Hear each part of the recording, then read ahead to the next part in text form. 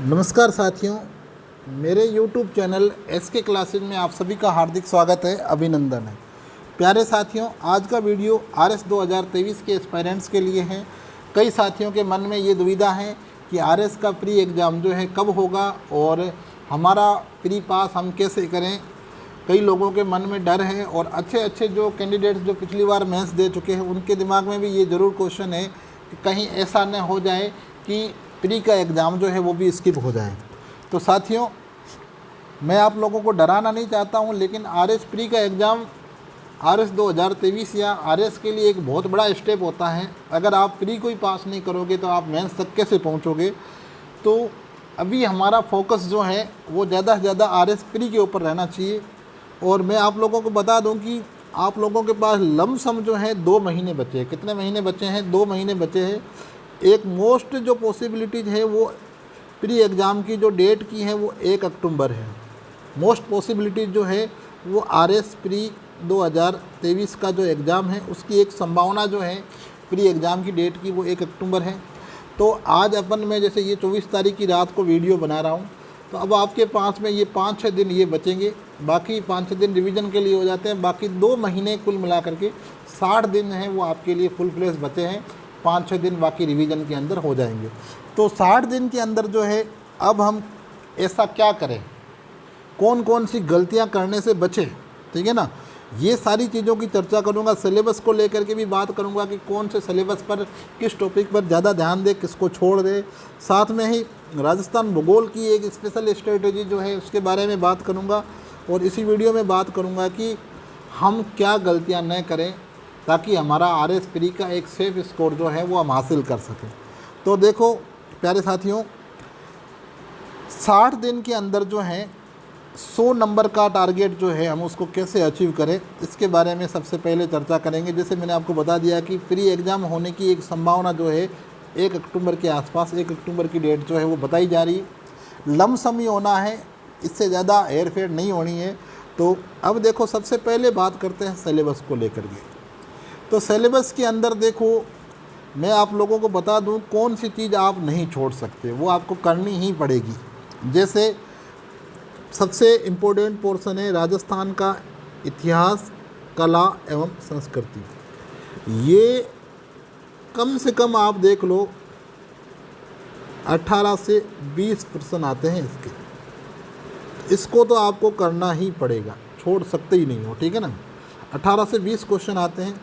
भारत का इतिहास अगर आप लोगों ने पहले पढ़ा है, आप लोगों का अगर स्ट्रॉन्ग है तो आप लोग पढ़ सकते हैं। नहीं तो एक कोशिश कर ले आधुनिक भारत के इतिहास की, कोशिश कर सकते हो आधुनिक भारत की।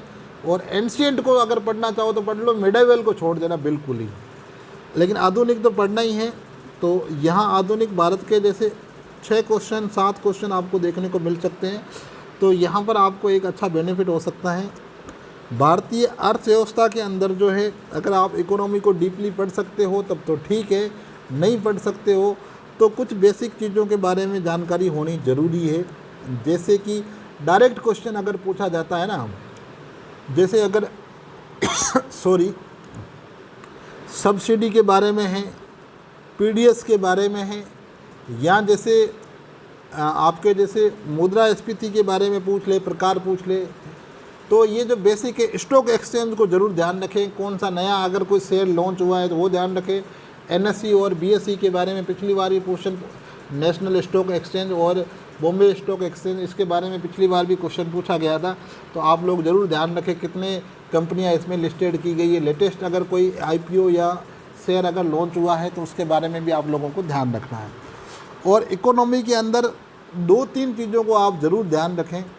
एक तो आप HDI को तो छोड़े ही नहीं, HDI को तो पढ़ना ही है।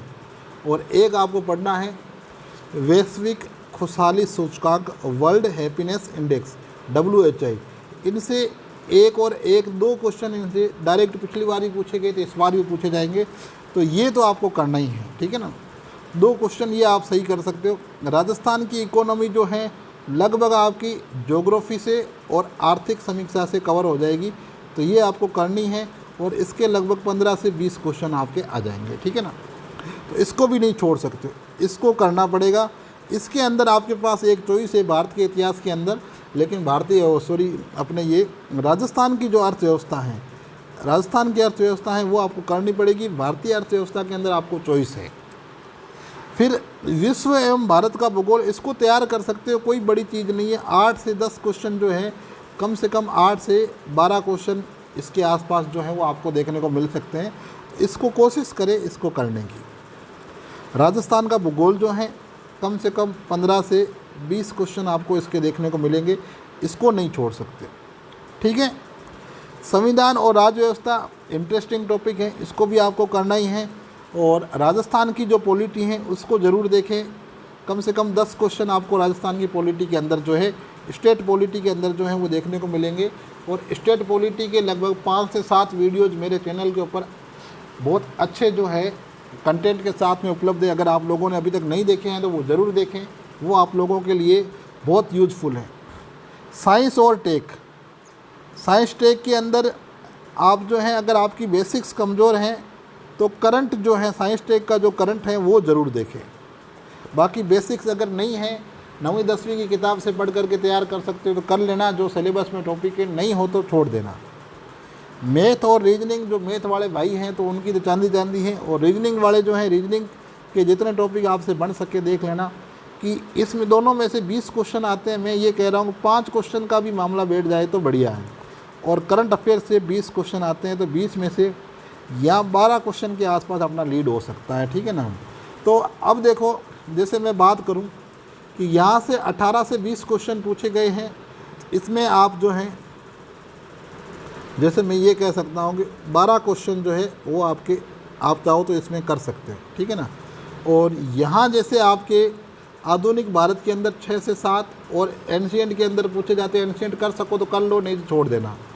तो 6 से 7 यहाँ आप जो है 3 क्वेश्चन ही मान लो, 12 और 3 हो गए आपके 15।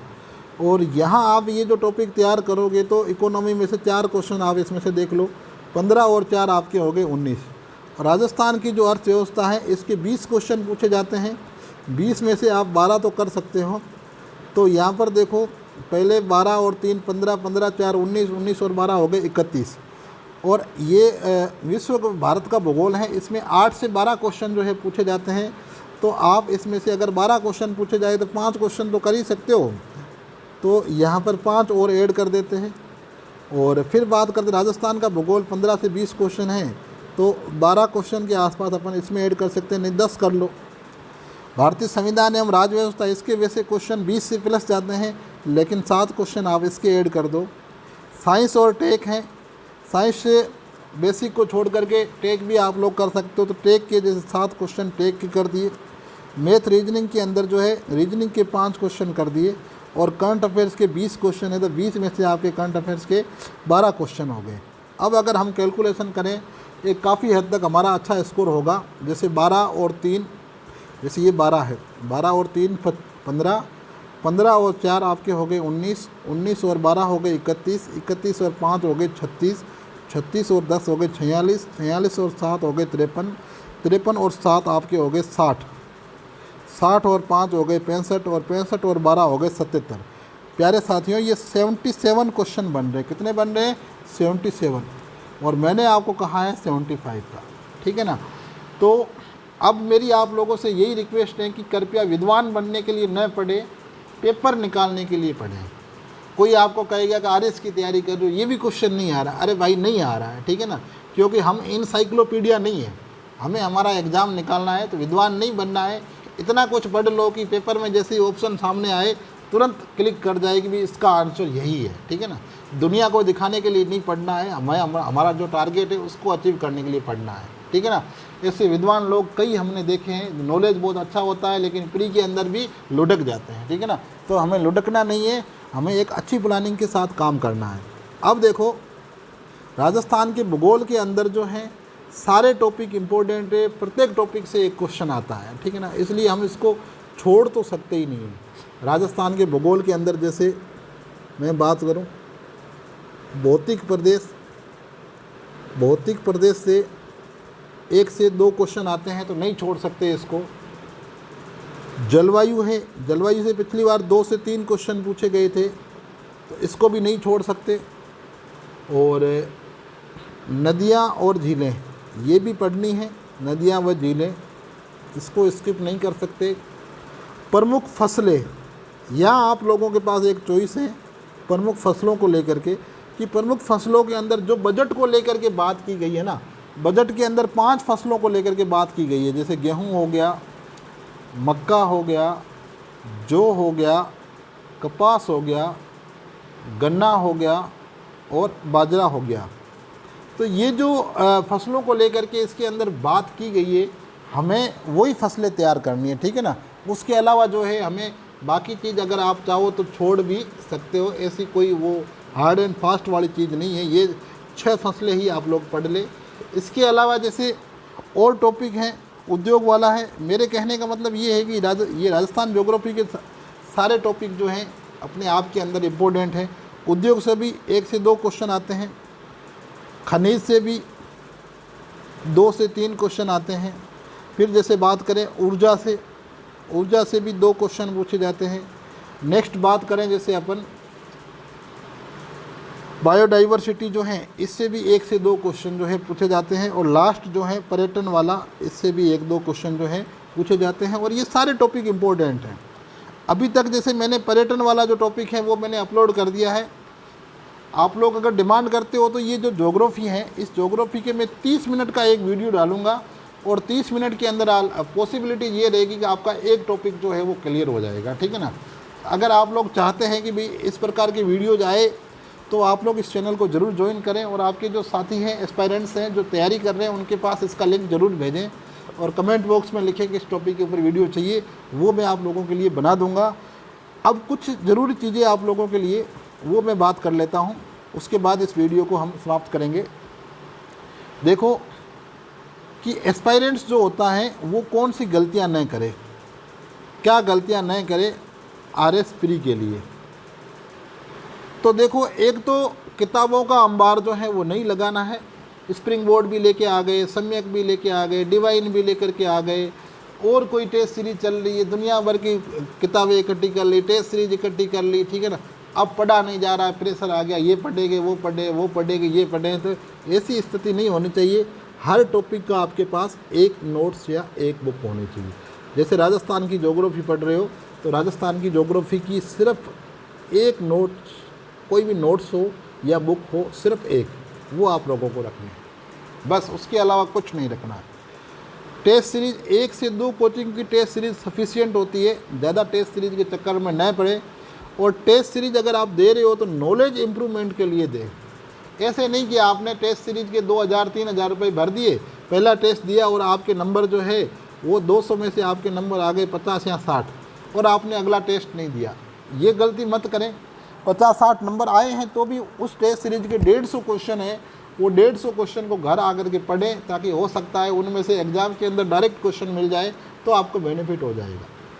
तो टेस्ट सीरीज को इवोल्यूशन के हिसाब से देखें, लेकिन ये ना देखें कि नंबर कम आ रहे हैं तो हम पढ़ेंगे नहीं पढ़े, टेस्ट सीरीज वापस ज्वाइन करें नहीं करें, ये चीज़ नहीं करनी। और डेली आपका स्टडी प्लान फिक्स होना चाहिए और उस स्टडी प्लान के अंदर कम से कम 2 से 3 घंटे जो हैं आपके रिवीजन के होने चाहिए। ये बहुत ज़रूरी है। सिर्फ पढ़ते जा रहे हैं, रिवीजन नहीं हो रहा है, पढ़ते जा रहे हैं, नोट्स बना रहे हैं, रिवीजन नहीं हो रहा है, तो ये भी हमारे लिए लास्ट में इतने सारे नोट्स इकट्ठे हो जाएंगे कि हम पढ़ ही नहीं पाएंगे। तो ये चीज़ भी ध्यान रखना है। RS के ओल्ड पेपर हमेशा टेबल के ऊपर रहने चाहिए। सिलेबस और ओल्ड पेपर देखते रहें ताकि क्वेश्चन की नेचर पता चलेगी, और आप उन क्वेश्चन को भी देखते रहें ताकि कोई डायरेक्ट पूछा जाए तो वापस आपके सही हो जाए। कुछ चीज़ें बहुत इम्पोर्टेंट है, अनअवॉइडेबल है, अपरिहार्य हैं, जिनको तैयार करना ज़रूरी है। राजस्थान का बजट, आर्थिक समीक्षा और योजनाएं, और ये करंट, इन सारी चीज़ों को इस हिसाब से तैयार कर दो कि परीक्षा से पहले कम से कम 10 बार इनका रिवीजन हो जाए। परीक्षा से पहले कम से कम इनका 10 बार रिवीजन हो जाए। शॉर्ट नोट्स बनाओ, कैसे पढ़ो, कुछ भी पढ़ो, लेकिन याद होना चाहिए। बजट का तो वीडियो जो है मैं अपलोड कर दूंगा कल या परसों के अंदर। और करंट के अंदर जो है 2 महीने की जो मैगजीन है मुम्मल वाली, तो वो मैगजीन जनवरी से अपन कवर करना शुरू करेंगे और आगे कंटिन्यू करेंगे। आर्थिक समीक्षा के अंदर जो आपके 11 चैप्टर हैं, मैं कोशिश करूंगा 1-1, 2-2 पेज के उनके नोट्स बना करके अपलोड करने की। योजनाएं जो 33 फ्लैगशिप है उसको भी 5 से 6 लाइन के अंदर प्रत्येक योजना को कवर करने की कोशिश करेंगे। लेकिन इन सारी चीज़ों के लिए एक ही चीज़ आती है कि आप लोग भी अपना सपोर्ट करें। इस चैनल को आकर के विजिट करके चले गए, कोई कम्प्लीमेंट नहीं, कुछ भी नहीं। हम आप लोगों से पैसे नहीं मांग रहे, यही कह रहे कि आपका कम्प्लीमेंट्स जो है चैनल पर नेगेटिव पॉजिटिव ज़रूर दें, ताकि आपका फीडबैक मिलेगा। हम कोशिश करते रहेंगे, सेवा का काम कर रहे हैं, हमारा कोई इसमें स्वार्थ नहीं है। अगर ये पेड कोर्स होता तो हम सोचते हैं, ठीक है ना। तो आप लोगों के लिए फैसिलिटी और अच्छी लेकर के आएंगे। साइंस का भी मैंने 1-2 वीडियो अपलोड किए थे RH फैक्टर वाला, वो अगर आप लोगों ने नहीं देखा है ज़रूर देखें। और वीडियोज़ लेकर के आता रहूँगा, तो आप लोग तैयारी करते रहिए। और प्लीज़ ये जो सारी चीज़ें बताई कि क्या गलतियाँ नहीं करें, ये बहुत इंपॉर्टेंट चीज़ हैं। इनको आप अपने जीवन में उतार लोगे तो मैं ये कह रहा हूँ कि RS प्री तो क्या कोई भी एग्ज़ाम होगा आप उसमें असफल नहीं होगे, ठीक है ना।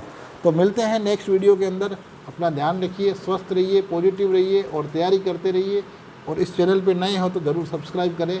Thank you very much, wish you all the best. जय हिंद, जय भारत।